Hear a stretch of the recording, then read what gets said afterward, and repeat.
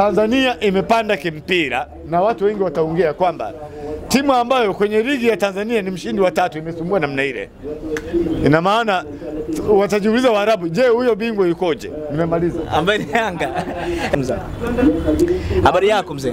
Nitambulishe kwanza, unaitwa nani, unapatikana wapi? Mimi naitwa Said Sonye, lakini maarufu kwa fundi mkuu. Fundi? Fundi mkuu. Fundi mkuu. Wa umeme, yani ndio jina ambalo. Okay, sawa. Wewe ni mshabiki wa timu gani mzee? Fundi mkuu. Mimi mzee wa Yanga. Mzee wa Yanga. Okay, mzee wa Yanga tu amenyindwa wale wazee wale ambao waga tunasikiaga. Yule ndo mzee wa Yanga mwenyewe, yule ndo nyinyi sasa. Ndio sisi. Okay, mchezo leo umeutazama finali ya kombe la shirikisho barani Afrika. Mnyama akashindwa kuchukua ubingwa. Kwa upande wako wewe ulikuwa mchezo namna gani, pia unaona nini kifanyike ili tuweze kutoa ubingwa kwa namna yoyote? Sio tu Simba na Yanga, ila timu yoyote kutokea hapa Tanzania. Nafikiri kilicho tuasili cha kwanza kwenda nje ya mpira kupanga matokeo kabla ya mechi kuchezwa. Kwa sababu Simba walijiaminia moja kwa moja kwamba tunalibeba. Na sherehe zilikuwa zimeshaandaliwa kila mahali. Nadhani hata fulana zitakuwa zimeshachapishwa. Lazima ile ni finali. Sasa katika mpira hilo jambo ni baya sana. Kwa nini unasema hivi? Mpira maamuzi yake ni dakika 90.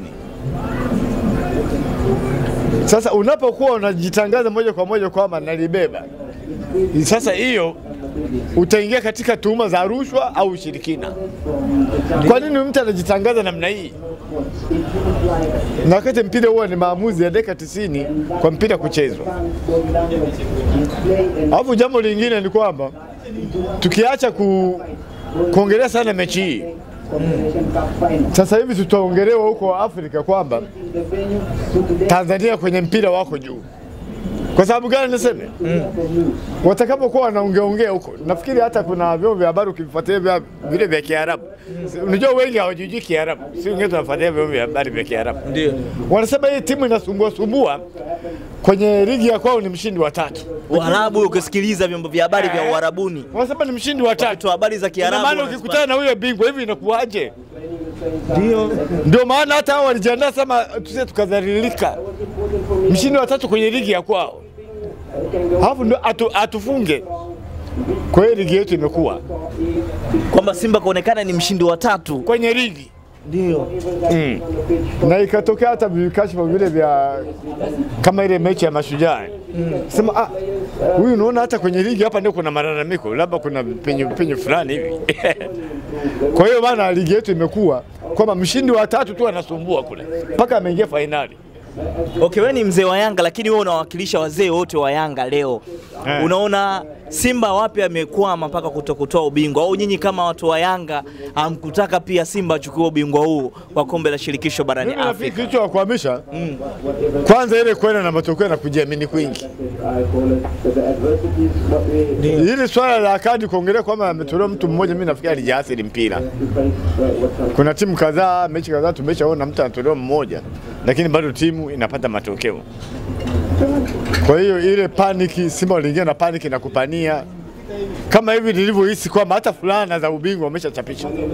Kwa sababu mtaani zilizagaa kwamba lazima lije kombe. Lazima lije kombe. Au hii unaona kimewaathiri sana ni baada ya Simba kufunga goli 2 kule Morocco. Baada ya mechi kumalizika, mashabiki walikuwa wanashangilia sana na kusema kwamba bao 2 ni chache sana kwa mnyama. Hiyo ndio imepelekea bana Simba kutokupata matokeo siku ya leo. Hiyo ilichukuliwa kitu kama mazoea na tulikuwa tunaongea mtaani hata kwenye video kama hivi kwamba mambo ya mpira hayana mazoea. Ndio. Ndio maana hata pale ile goli lilokataliwa waliposhangilia sema kama kawaida tunaingia kwenye matuta. Kwenye matuta Kamara atatoa zile penalty, Mnyama ananyanyua makwapa. Mimi kana akatalia watu. Kasema penalty kama Zico alikosa penalty itakuwa watu wa kawaida. Kwa sababu tukiangalia zile penalty za kwanza Kamara hajapata sifa kama zile. Penalty 2 alikuwa anaruka tu mguu. Yaani ile mpira uko anakutana nao tu kwenye mguu.